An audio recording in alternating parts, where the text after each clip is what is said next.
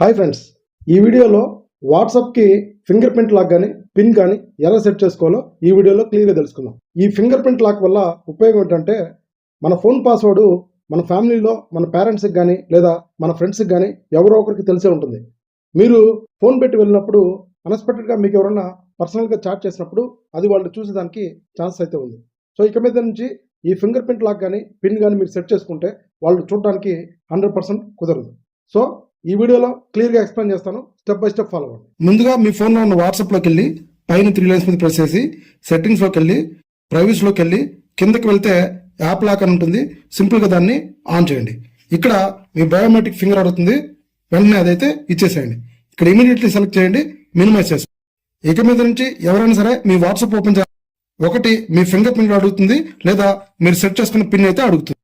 So friends, చూసారు కదా, ఈ ఇన్ఫర్మేషన్ నచ్చితే మీ ఫ్రెండ్స్ అందరికీ షేర్ చేయండి, సేవ్ చేసుకోండి. ఫ్యూచర్లో మీకు ఎప్పుడన్నా ఉపయోగపడచ్చు. ఇలాంటి మరిన్ని వీడియోస్ కోసం మన ఛానల్ని తప్పకుండా సబ్స్క్రైబ్ చేసుకోండి. Thank you.